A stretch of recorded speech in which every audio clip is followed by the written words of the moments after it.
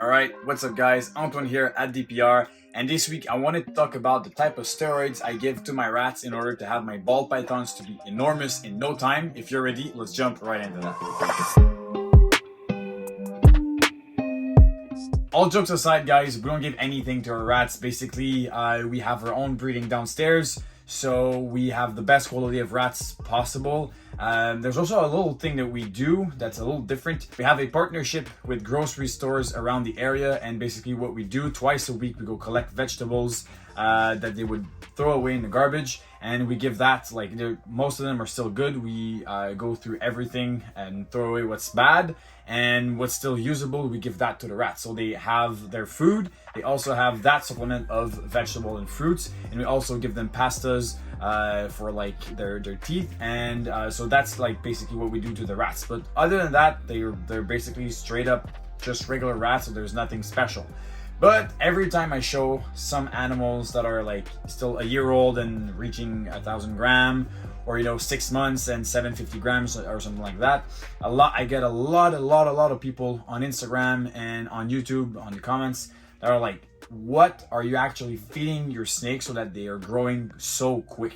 And I feel like I'm probably not the only one who has snakes that are growing super fast. I've seen breeders like Justin from Kinova, Aussie Boyds also, that are just, they have babies a year old and they're 1,000, 1,200 grams. They're just enormous. And I've kind of always seen babies when they eat as a free buffet. I will feed them as much as they really want, and basically what I do, I prefer to feed smaller meals but on a more frequent basis, especially when they're a little younger. I'd rather give 3 weans or 3 pups at a time instead of a small, mostly because of the fat content inside of the pups. Between a pup and a small rat, the pup will have more nutrient than the actual adult rat. So that's a little difference that I do.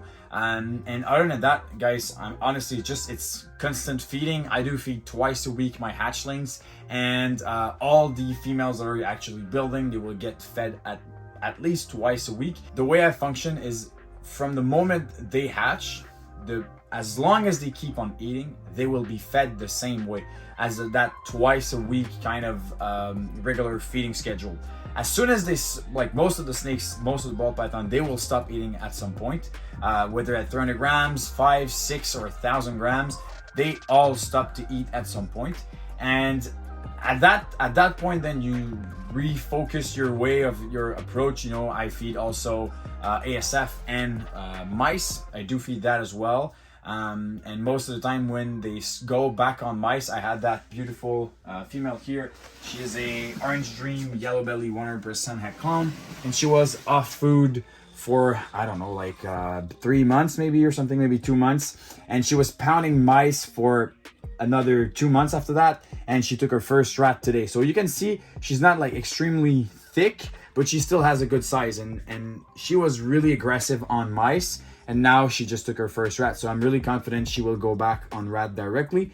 And to give you like a reference point, this female was born in March of last year, so she's just like a little over a year old. She's not extremely enormous, but it's still like a decent size for a female. I would say she's about roughly 1,000 grams. So 1,000 grams for an animal that is a year old is basically your ultimate goal for a female. All right, so that's another example of an animal that is just pounding food like crazy. She never really skips any meal. That is a red striped yellow belly clown. She was born in August of last year, and she roughly is 900 to 1,000 grams right now. She's not even a year old, and she is very, very big. And you can still see, like, compared to that OD yellow belly female, she has a lot of girth. She's extremely thick. That's mostly because she was only on rats. She never ate any mice. She just never refused any rats. Basically, the idea of having your animals growing that fast and getting big in such a short term is mostly to actually have them breed younger. The whole idea, like, there's a lot of people that are going to be opposed to this kind of mentality, but if you think about it, in the wild, there's nothing to really stop them from eating. If there's just like a lot of prey, they will eat as much as they want.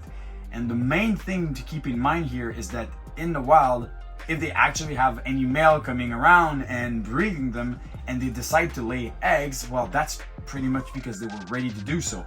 So that's what happened in the wild, you know, like there's not going to be like any card to give the male like, oh, I'm under 3 years old, I can't breed, you know. It's not how it goes. It's just, if the male comes by, the female's receptive, she's building follicles, and it just happens, that's how it's going to go, you know. So that's also the approach I have in my collection.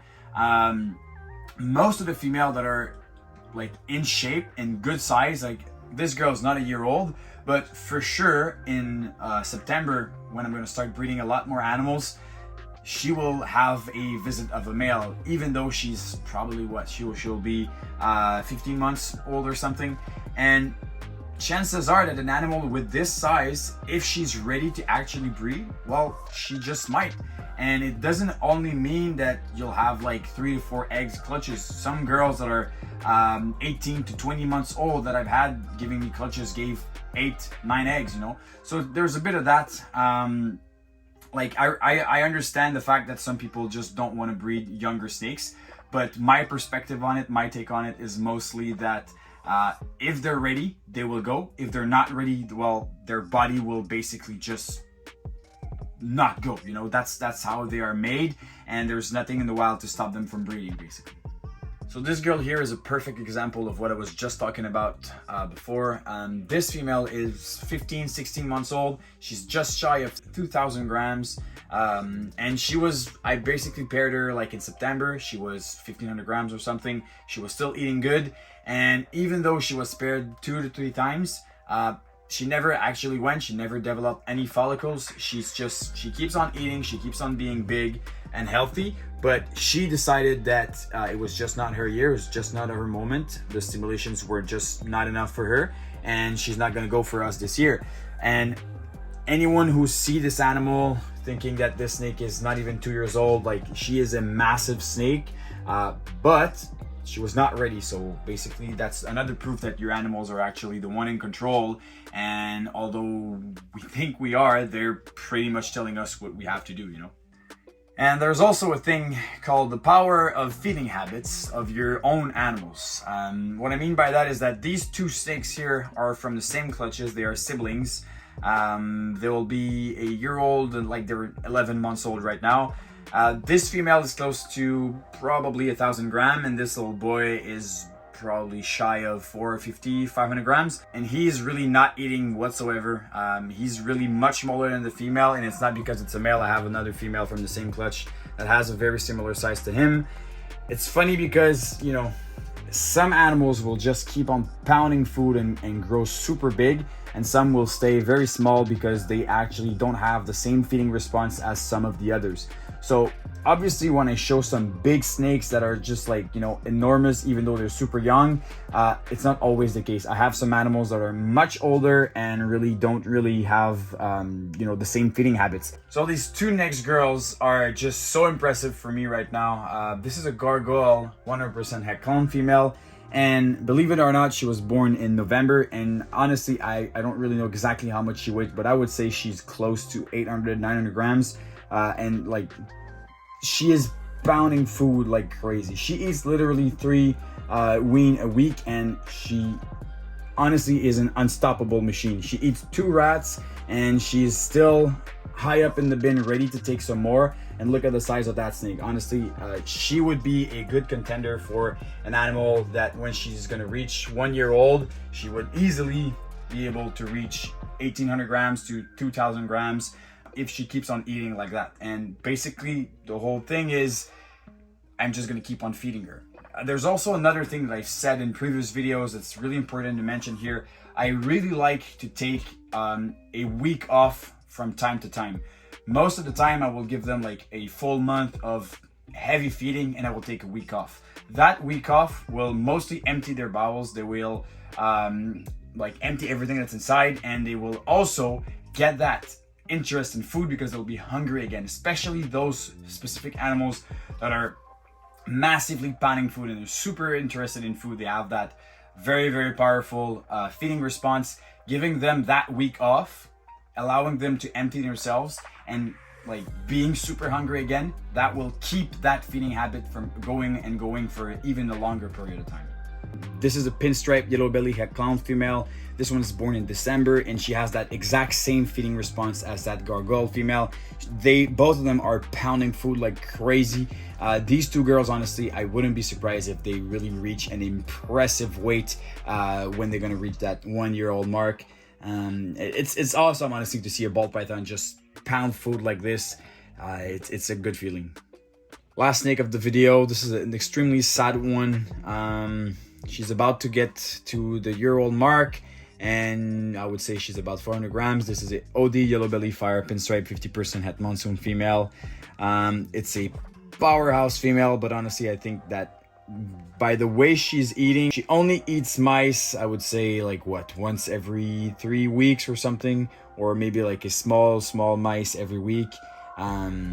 It's sad because this animal looks promising to prove monsoon, to prove het for monsoon, and I would love to breed that snake, but realistically I think it's probably gonna take a little over 3 to 4 years to actually be able to breed that snake. That's how it is, guys. You have some animals that just eat like crazy, and some that will take way more time to actually be ready. But that's breeding ball pythons. You just gotta keep going with it, and especially when you have larger collections, it gets a little less like triggering for the breeder to have an animal that don't eat, you know. I remember when I was starting and I had like 20 snakes. If I had one snake that did not eat, it could bother me so much more than it actually does right now today, because that's how it is. That's ball python. There's a lot of things you can do actually to help them eating. That's probably going to be for another video, but yeah, for the animals that do eat, just my thing would be just keep feeding them. If they want to eat, just keep feeding them. Anyways, guys, if you enjoyed this video, like, I know I get a lot of comment about how crazy quickly my animals get to such a big size in no time. If you enjoyed it, let me know down in the comment. If you disagree with my technique, if you have other techniques, I'd also like to know. And be sure to follow us on Instagram, YouTube, check our Morph Market page. And on this, cheers and stay tuned.